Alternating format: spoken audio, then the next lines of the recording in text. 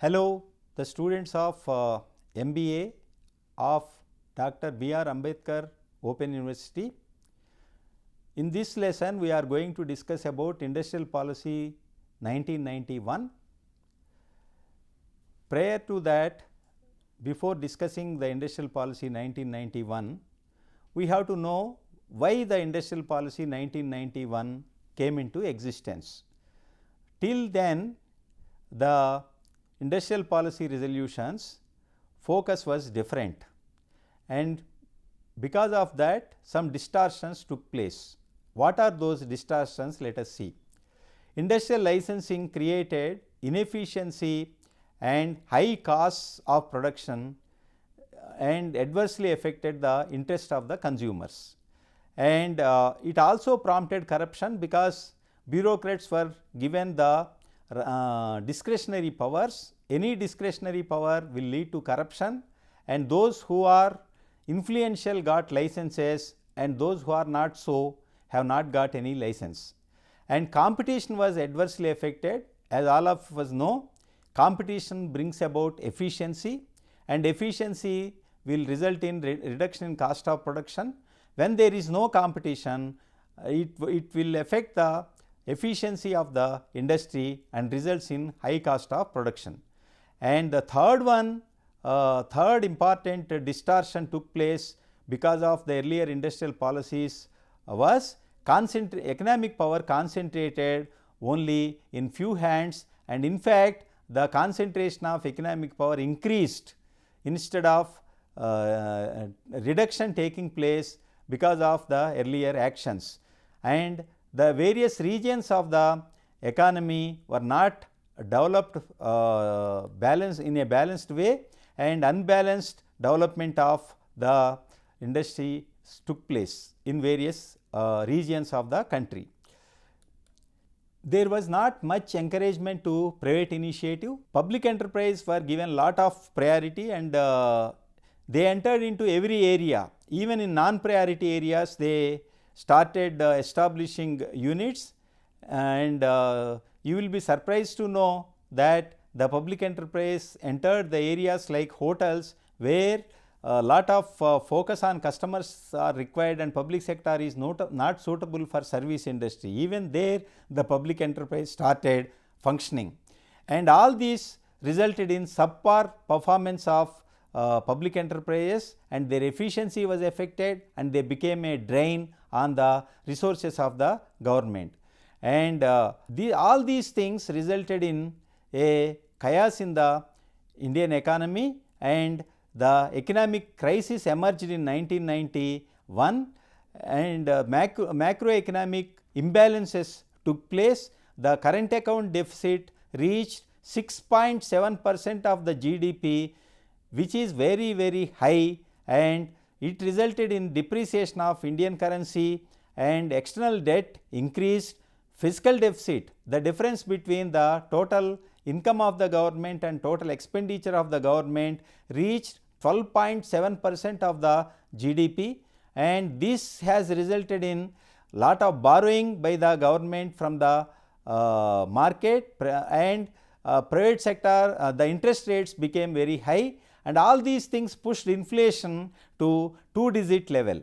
Any inflation beyond 10% or about 10% is dangerous. It will result in galloping inflation. From one digit to the other digit, the inflation will jump, and as you are all aware, inflation hurts people, particularly the poorer sections of people, because they spend lot of money on consumption expenditure, and any increase in consumption expenditure will have tremendous negative impact on their standard of living. And forex reserves dipped to $1 billion, which were sufficient only to meet 3 weeks of imports of the country, and the country was at the verge of default in foreign payments. This crisis led to taking so many steps by the government, such as import restrictions, increase in prices of fuels, petrol, diesel, etc., increase in interest rates, bank rates, reduction in government spending, So even for capital expenditure, government was not able to spend. Emergency loans of 2.2 billions were drawn from IMF for the first time. Lot of criticism was there and government was criticized for this, and government pledged 67 tons of gold, 20 tons of gold to Union Bank of Switzerland and 47 tons of gold to Bank of England to raise 600 million US dollars. So this was a great shock to the economy, because pledging gold reserves was not will not kindly be taken by the people of the country, and this made the economic reforms a compulsion. And IMF also, when we approached it for loans, it gave certain recommendations for economic reforms which are known as structural adjustment reforms and macroeconomic stabilization program, and the government adopted this. So these reforms can broadly be classified into two categories. One is supply side reforms, the other one is demand side reforms. Supply side reforms means how to improve the supply of goods and services in the economy, so that when the supply is increased, the prices will come down and inflation will come down. That will result in so many positive benefits to the economy. The second one is demand side reforms, which is known as macroeconomic stabilization. The objective is to reduce the fiscal deficit, reduce the government expenditure, so that the inflation will come down. Structural reforms, the supply side reforms are aimed at increasing the, already I have explained, increasing the supply of goods and services in the economy. These reforms include industrial policy reforms, trade reforms, public sector reforms, etc. So industrial policy reforms are aimed at giving more freedom to private sector to come in a big way into the industry, so that the supply of goods and services will be increased in the economy. And public sector reforms are aimed at increasing the efficiency of public enterprises by creating competitive environment in various industries. When competition is there, that will result in efficiency, and that will reduce the cost of production and increase the supply of goods and services. The third trade reforms in structural reforms is meant to again increase the supply of goods and services by allowing imports. When the imports come into the economy, that will create competition in the economy. So till 1991 there was no competition to private sector, and private sector was protected. In a protected environment, private sector became inefficient, and when the imports are allowed, that will create a competition to private sector to perform better and reduce their cost of production, and that will benefit the supply of goods and services and also reduce the prices. And macroeconomic stabilization program or demand side reforms, as mentioned earlier, aimed at reducing the government expenditure. They included fiscal management and reduction of fiscal deficit. And these the objectives of industrial policy 1991 should be understood in this background. So the industrial policy 1991 aimed at implementing the structural reforms, supply side reforms in the economy, because industrial policy was one of the instruments through which the structural reforms in the economy will be implemented. So let us see the objectives of 1991 industrial policy. The first objective was liberalizing the industry from the regulatory devices such as licensing and controls. As we have already discussed, licensing resulted in lot of control, lot of corruption, and only a few getting benefited in the process. So unless this regulation is removed, unless the licensing is abolished, the private sector will not have freedom to produce whatever it wants to produce at whatever the place that it wants to produce in the whatever the way in which it wants to produce. That freedom should be there, and this freedom was given by abolishing licensing. And the second important objective was to enhance the support to the small scale sector by creating facilities. So, instead of reserving the items to small scale sector, the policy realized that a facilitating role government should play for, and a proper conducive environment must be created for small scale sector for its development. And the third one was increasing competitiveness of industries for the benefit of the common man. So, as I have already explained, competition results in efficiency, and efficiency results in reduction in cost of production, and that will benefit the common man in terms of both availability of goods and services, that means choice, but and also the reduction in prices. And running of public enterprises on business lines and cutting down their losses was also another important objective of the 1991 industrial policy. More incentives for industrialization of the backward areas, instead of controlling the development of industries in some areas, the government thought that, so we will give incentives. If somebody wants to establish units in backward areas, they should be given proper incentives, proper facilities, proper infrastructure, then the industries will go to the backward areas. Simply restrictions will not help the development of backward areas. That was the idea of the government in adopting 1991 industrial policy. And rapid industrial development will take place only in a competitive environment. That is what the policy emphasized. Let us summarize the features of industrial policy 1991. The first one, as I have already mentioned, abolition of industrial licensing, except for a short list of 18 industries which are related to the security of the country for strategic concerns and hazardous industries and industries causing environmental degradation. For all the other industries, licensing was abolished. And the second one was de-reservation of industries for public sector.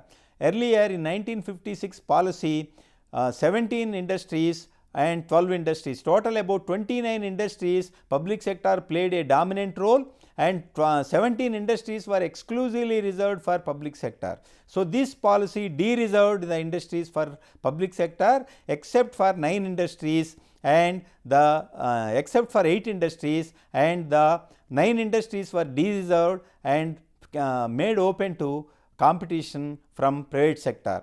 And efforts were should be made to revive loss making public sector undertakings was also one of the important features of the industrial policy 1991. They wanted to sell a part of its shares, government shares in industries to mutual funds, financial institutions, general public and workers to make them much more efficient. So, once the private participation comes in the capital of the public sector undertakings, it will help them to get revived, and it will also give funds for the government for the development of other priority areas of the government. And greater autonomy to PE should be given. That was also emphasized, because if they do not have the freedom in their day to day functioning, they cannot effectively function. So, autonomy should be given, and at the same time accountability should also be ensured, and autonomy and accountability will help the public enterprises to grow. That was what the industrial policy 1991 thought. And another important feature was liberalized policy towards foreign capital and technology. So, technology is very important for the growth of the industry. Since we do not spend much on research and development, it is better to adopt the technology developed by the foreign countries. So, foreign capital along with technology, if it comes to the country, that will help the industrial development of the country. Hence, relaxation in upper limit of foreign investment was given, automatic permission for foreign technology agreements was provided. And the fourth important feature was changes in the MRTP Act. The government thought that there was no need for large enterprises to take permission for starting new enterprises and for their expansion.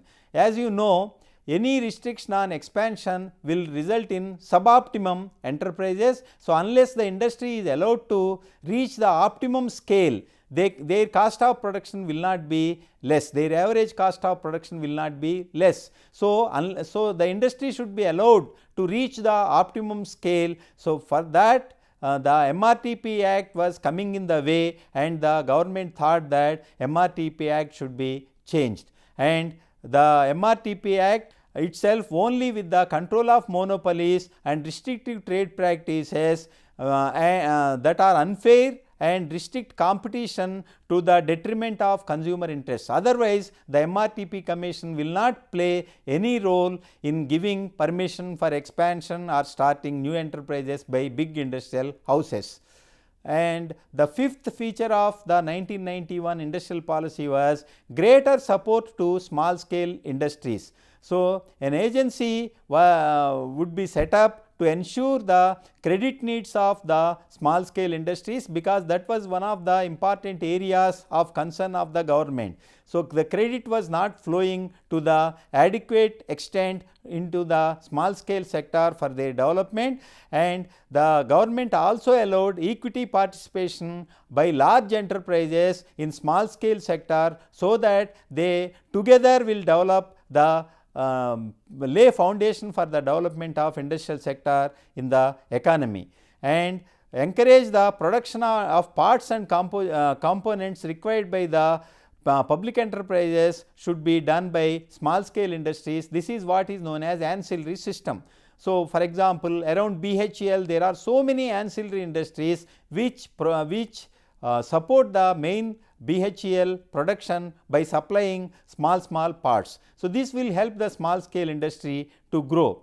The other measures of 1990 industrial policy were setting up of Foreign Investment Promotion Board, in short form it was called FIPB, to clear the foreign investments in a quick manner, so that the hurdles for foreign investments are cleared. And National Renewable Fund was created to provide social security to the retrenched employees because of close down of the sick public enterprises. And removal of mandatory convertibility clause was done to help. Before that, whenever the financial institutions provide loans to the enterprises, they retain the right to convert that loan into equity, so that they will have the control on the functioning of the enterprise. So, that restriction was removed. So, this encouraged private sector to go for financial institution loans in a big way and expand their capacities or start new industries. So, industrial policy 1991 implications, let us see. The first implication was end of controls and regulations. So, that we have already discussed that licensing and MRTP were the two important measures which were coming in the way of setting up of new units by the industrial houses, and also the expansion of their capacities. So, these two controls once ended, that paved the way for establishment of new units and expansion of the existing units. 1991 industrial policy provided facilities to market forces. So, market forces means two, one is demand and the other one is supply. So, everything should be decided by the market, what to produce, how to produce, when to produce, what should be the price, everything should be decided by the market and not by the government. If it is decided by the government, it is called a controlled economy, and in socialist pattern of society, government controls will be there. In a capitalist form of economy or in a market economy, everything is decided by the market forces and not by the government. So, a major shift took place from socialist pattern of economy to market economy with the adoption of 1991 industrial policy. So, these market forces were given prominence to increase the efficiency of the system, efficiency of the industry, so as to benefit the people at large. A bigger role was given to LPG. Let us understand LPG. with a little clarity. The first one is L means liberalization. Liberalization means reduction of controls. No government control on the industry, that is what is known as liberalization. So, whatever the controls earlier the industry was facing, slowly the government wanted to remove those controls and it wanted to liberalize the industry to function in its own way with proper regulation. Control is different from regulation. Regulation will come into existence only when some problem is there, some mistake is there or some distortion takes place, but control means from the inception stage to its closure everything is controlled by the government. The second one is P. P means privatization. Privatization means there are two things we have to understand. Privatization involves entry of private sector into the areas which were so far dominated by the public sector. So, earlier we have already discussed that in 1956 industrial policy, so many industries were reserved for public sector and private sector was not allowed to enter these areas, and privatization was aimed at de-reserving the sectors to public sector, so that private sector will also enter these areas. That is one thing. The second thing is a part of the public sector equity will be given to the private sector, so that the private initiative will enter into the public sector and public sector efficiency will be improved. Another important aspect of privatization is increasing competition in the sectors where public sector is present, so that the efficiency of the public sector will be increased. I will give two examples where this has helped the public sector. One is insurance.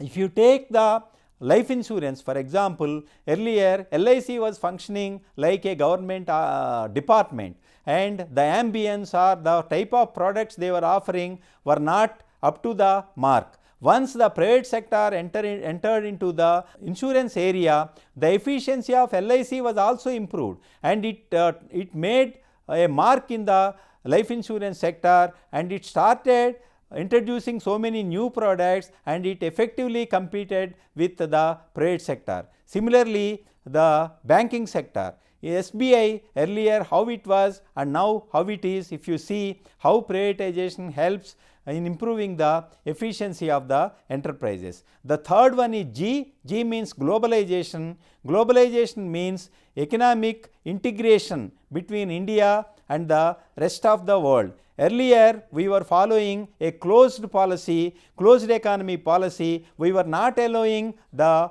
foreign enterprises to enter the economy for the fear that the Indian industry will suffer if foreign enterprises enter into the sectors where Indian industry is present.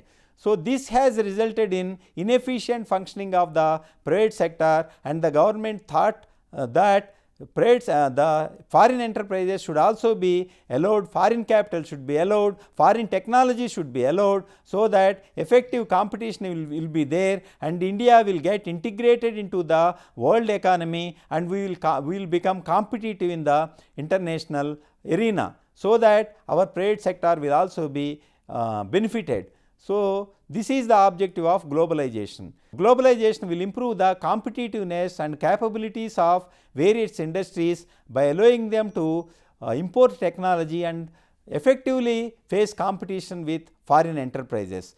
Increased foreign capital participation in Indian industry helped the Indian industry to get lot of foreign capital for their development, and also foreign technology for producing goods at cheaper price and more efficiently.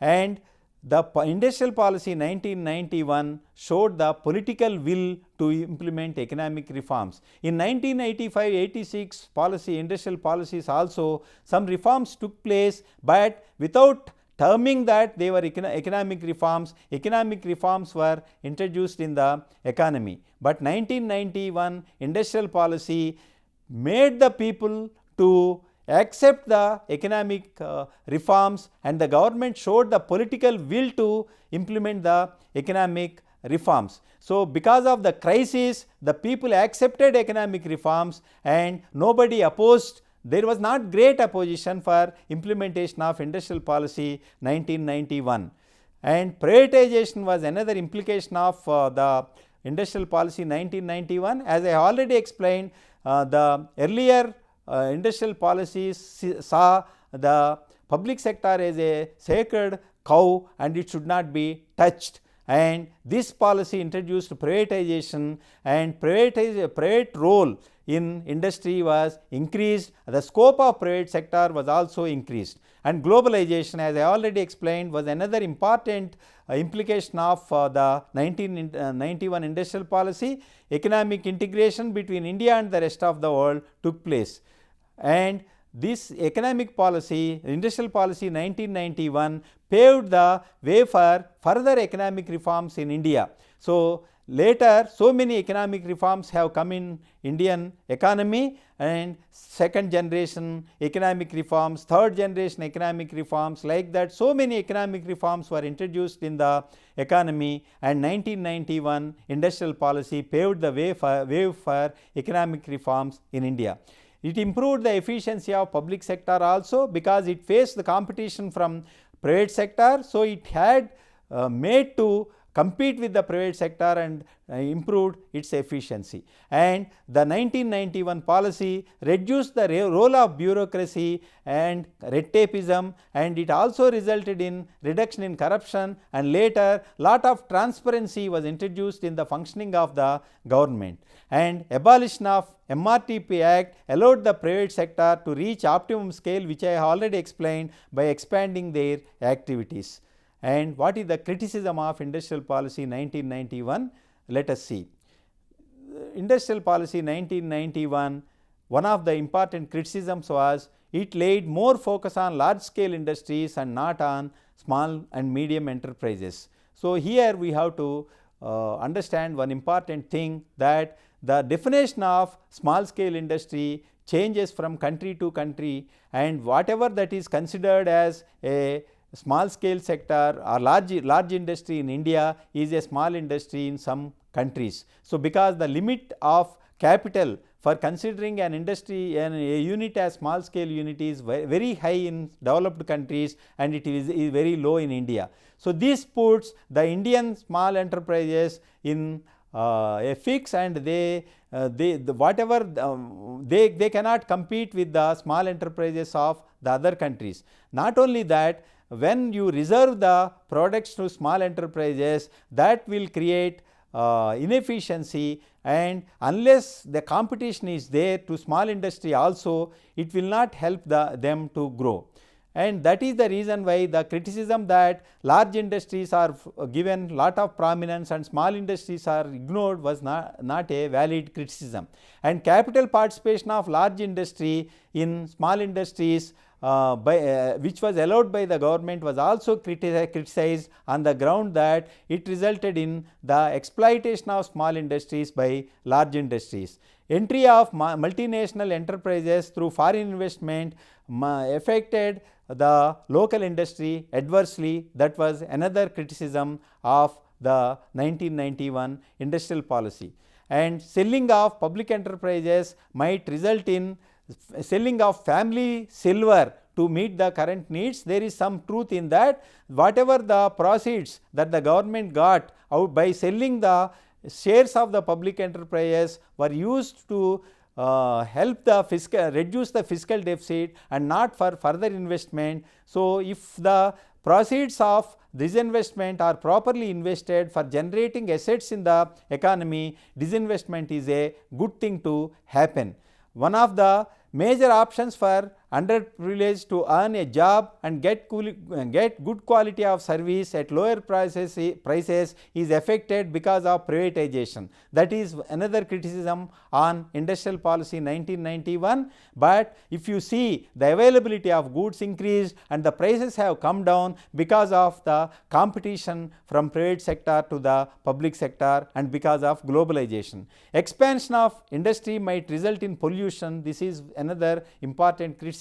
So, proper safeguards should be taken to allow the industry to grow in a healthy manner. So, and to conclude the 1991 industrial policy, it was a major shift from socialist leaning of the economy to market economy, resulted in setting up of East India Syndrome, and it became the guiding force for successive governments, and it made people to accept economic reforms a way of life, and the further economic reforms facilitated because of effective implementation of 1991 industrial policy in India. But one thing which we have to understand is the prior policies before 1991, the context was different, the context in which those policies were decided was different, and 1991 industrial policy context was different, and in earlier policies India did not have enough enough infrastructure base was not there, and the idea of government was to develop the industrial base, and for that the government wanted to give lot of importance to public sector to develop the basic and core industry, and on that basis the new the 1991 industrial policy could be effectively implemented.